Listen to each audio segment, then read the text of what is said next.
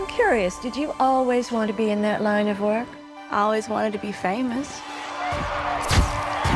Good morning, good afternoon, or good evening, depending on when you're watching this. My name is Brandon Aries, and welcome to The Sanctuary. We all know the A24 movie train has just been cooking banger. I will not accept a life I do not deserve. After banger. I'm married! After banger. Yeah, and you know what? We got another one. So with that said, it's time to talk movie. And this week, MaXXXine.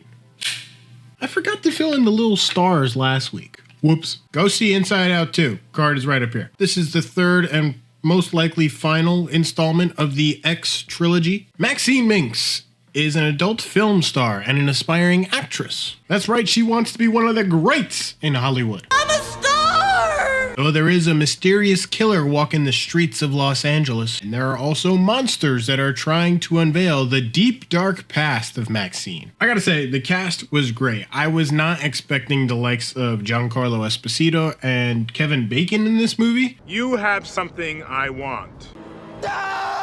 There's also Halsey and Lily Collins. Mia Goth has so far solidified herself as a dominant scream queen in this decade. There's no denying that. And with these past three movies, I feel like she always finds a new way to captivate the audience. Please, I'm a star! I love the 80s vibes and the transitional shots and effects that went with it to kind of give more immersion. Let me give you a hypothetical here. Okay, a question. Imagine being at the stage of your life when you're about to get your big break, but there are things about your past that you don't want coming out. And believe it or not, they're interfering with your ticket to fame. How far are you willing to go to be a star with that one shot? One opportunity. Mom spaghetti. That is MaXXXine. We follow her through this turmoil of a killer being after her.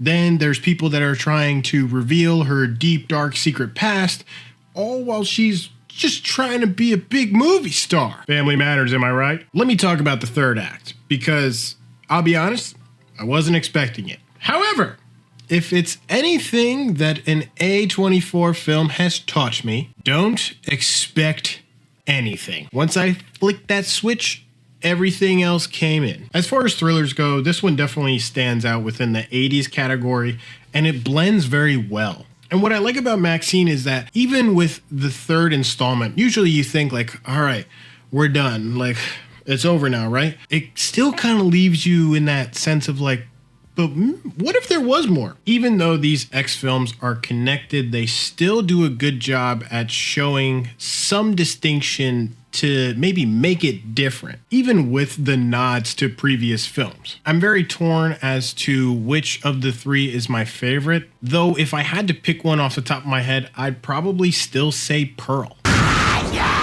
And that's nothing against this one. MaXXXine is very good. All three of them are very good projects. I think the way it went was there was X, then there was Pearl, and then there was MaXXXine.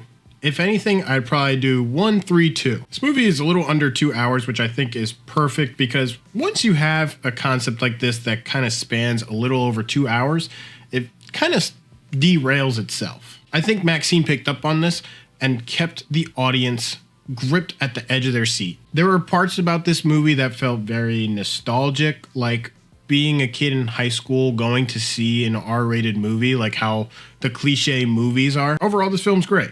Another welcomed addition to the A24 class. Is this the end for MaXXXine or the other X films? Probably. If not, I wouldn't be mad. I might be a little confused, but I won't be mad. So, with that being said, I'm giving MaXXXine a 4 out of 5. 2 4s in a row and seen in the same week. Hollywood, what are you doing? What is this? I ain't used to all this niceness. Now you're spoiling me. See, I'm gonna say that, and then there's gonna be an absolute dog water film that's gonna just blow my mind. But let's try and stay positive. You know why? Because in case this movie loving lover boy doesn't see you, good afternoon, good evening, and good night. Peace. You're my star!